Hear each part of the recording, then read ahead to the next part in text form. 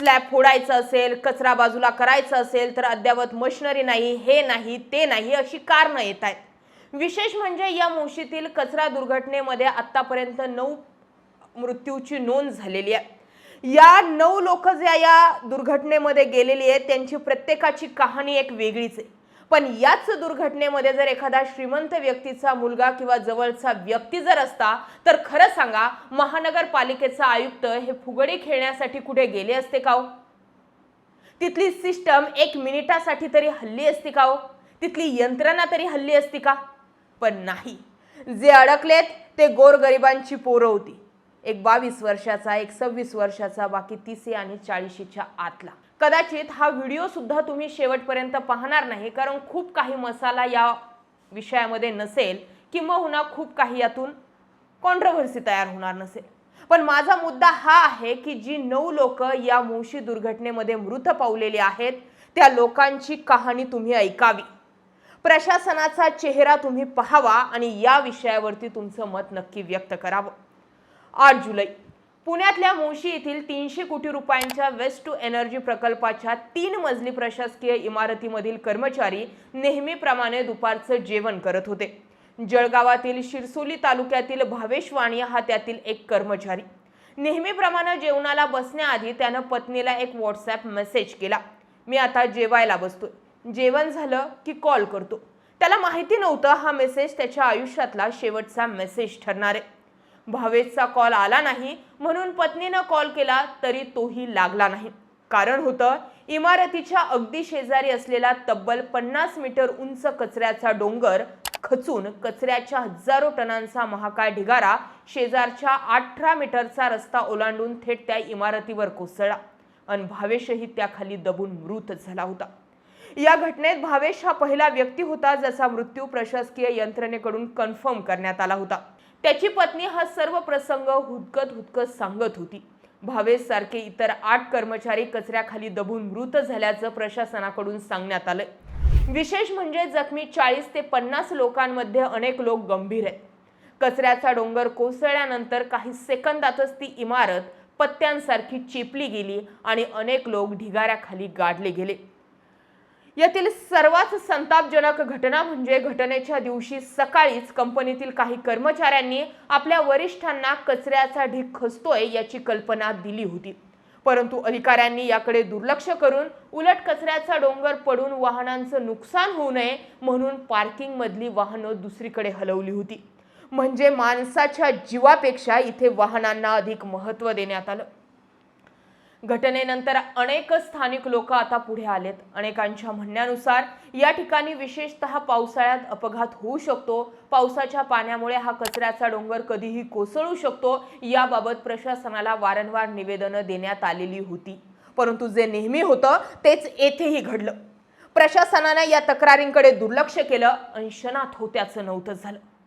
मोशी कचरा डेपोमध्ये waste to energy प्रकल्पाच्या प्रशासकीय कामासाठी ही इमारत उभारण्यात आली होती. सूत्रांच्या माहितीनुसार या इमारतीला केवळ 500.59 चौरस मीटरच्या तळमजल्याचीच मंजुरी देण्यात आली होती. 26 जुलै 2023 रोजी महापालिकेच्या पर्यावरण विभागानं सुधारित प्लॅन सादर केला आणि बांधकाम विभागानं कोणत्याही प्रकारची प्रत्यक्ष पाहणी न करता अवघ्या 24 तासात बांधकाम पुनर्वत्वाचा दाखला दिला होता. फक्त तळमजल्याला परवानगी असतानाही कंत्राटदार कंपनीने वरचे 2 मजले अनधिकृतपणे बांधले होते. या बेकायदेशीर मजल्यांवरच कंपनीचे मुख्य कार्यालय, कॉन्फरन्स रूम आणि कॅन्टीन रूम सुरू करण्यात आली होती. ज्यावेळी दुर्घटना घडली त्यावेळी कामगार व इतर कर्मचारी दुपारचं जेवण करण्यासाठीच या अनधिकृत कॅन्टीनमध्ये बसले होते.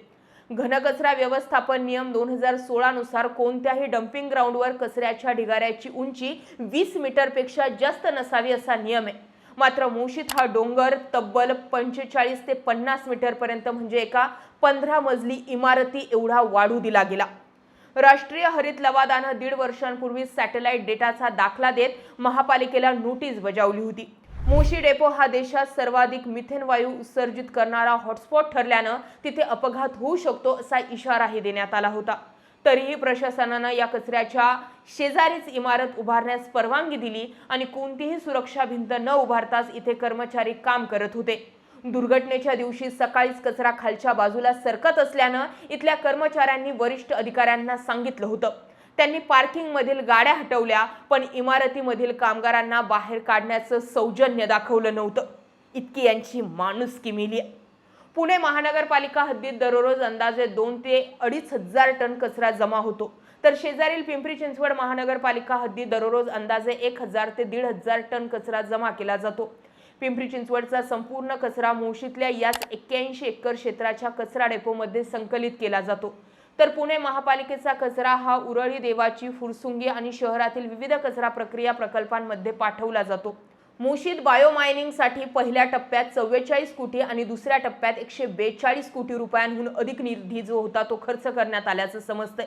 मात्र प्रत्यक्षात कचऱ्याचं वजन वाढवून पालिकेकडून जास्त पैसे उकळण्यासाठी कंत्राटदारांकडून कचऱ्यात माती आणि दगड मिक्स केले जात असल्याचे गंभीर आरोप जे आहेत ते स्थानिक लोकप्रतिनिधींनी करायला सुरुवात केली आहे. या भीषण दुर्घटनेनंतर मृतांच्या नातेवाईकांचा आणि नागरिकांचा मोठा उद्रेक पाहायला मिळाला. कंत्राटदार कंपनी आणि निष्काळजीपणा करणाऱ्या संबंधित अधिकाऱ्यांविरोधात पोलिसांनी सदोष मनुष्यवधाचा गुन्हा दाखल केला आहे. पिंपरी चिंचवड महापालिकेच्या पर्यावरण विभागाचे मुख्य अधिकारी संजय कुलकर्णी आणि उपअभियंता योगेश अल्लाट यांच्याकडून अक्षम्य दुर्लक्ष झाल्यामुळे हा अपघात झाल्याचा आरोप होतोय. त्यामुळे दोघांना तातडीने निलंबित करून अटक करण्याची मागणी जोर धरते.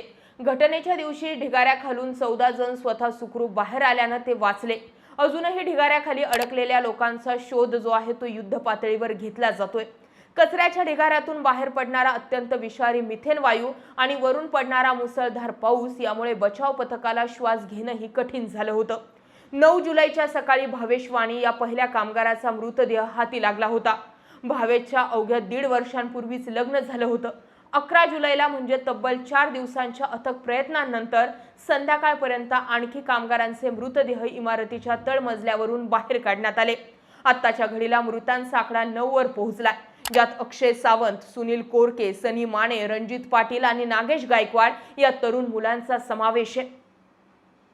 सनी माने हे घरी बिर्याणीचा बेत असताना मित्राच्या आग्रहस्तव तिथे जेवायला थांबले आणि नियतीने त्यांचाही घात केला. महापालिकेचे अधिकारी आणि प्रकल्प चालवणारी खासगी कंपनी याला नैसर्गिक आपत्ती आणि पावसाचा अँगल सांगून स्वतःचे हात झटकण्याचा प्रयत्न करतायत आणि यात कोणीही दोषी नाही अशी सांगण्याची घाईही करतायत. हे कशासाठी? विचार करा. बायोमायनिंगसाठी पहिल्या टप्प्यात 44 कोटी आणि दुसऱ्या टप्प्यात 142 कोटी रुपये खर्च करूनही कचरा कमी का झाला नाही? कारण जितका जास्त कचरा तितकी कंत्राटदारांची जास्त कमाई. याच माती मिश्रित साचलेल्या कचऱ्यात पावसाचं पाणी मुरलं, त्याचं वजन कैक पटीने वाढलं, अंतर्गत दाब निर्माण झाला आणि तो थेट कामगारांच्या अंगावर कोसळला. उपमुख्यमंत्री सुनेत्रा पवार यांनी घटनास्थळी भेट देऊन मृतांच्या नातेवाईकांना प्रत्येकी 40 लाख रुपयांची मदत जाहीर केली आहे. या रकमेत कंपनीचे 25 लाख, महापालिकेचे 10 लाख आणि सरकारच्या 5 लाखांचा समावेश आहे. पण पैसे देणं हा यावरचा खरा उपाय आहे का?